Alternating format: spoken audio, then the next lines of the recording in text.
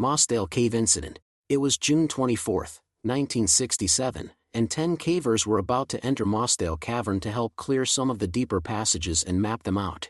The two leaders of the group had already explored this cave before, which reassured everyone else. This particular cavern was known for its tight spaces and the very few areas where a person could fully stand. After a few hours inside, 4 of the cavers realized how difficult the cave actually was and decided to return to the surface. They noticed a cloudy sky, but nothing seemed out of the ordinary. The remaining cavers continued their descent until they reached the far Marathon Passage, which measured only 18 in x 12 in, with a small stream of water flowing along the bottom.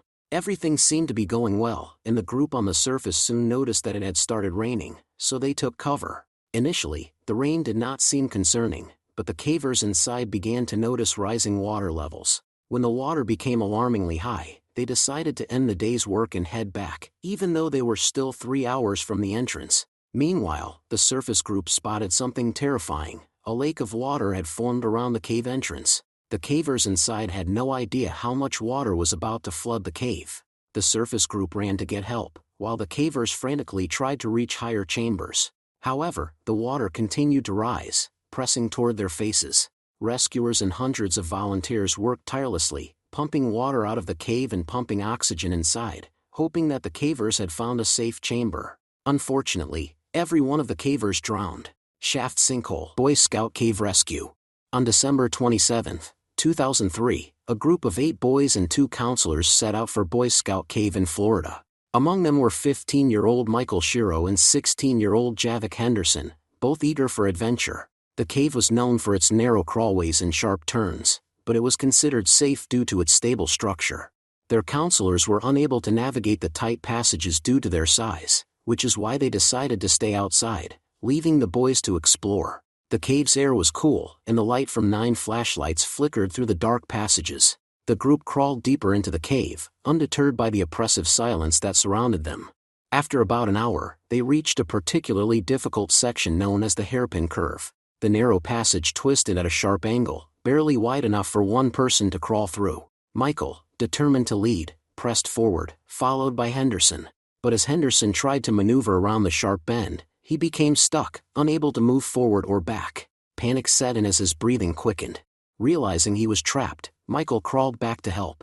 But as he wedged himself into the narrow space, the walls of the cave scraped against their skin, making it harder to move. The group, waiting in the wider section of the cave, grew anxious. For over an hour, the two struggled. Henderson's body twisted painfully in the tight passage, and sharp edges of the rock dug into his ribs and hips.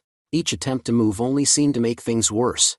As time passed, the situation grew dire. Then disaster struck.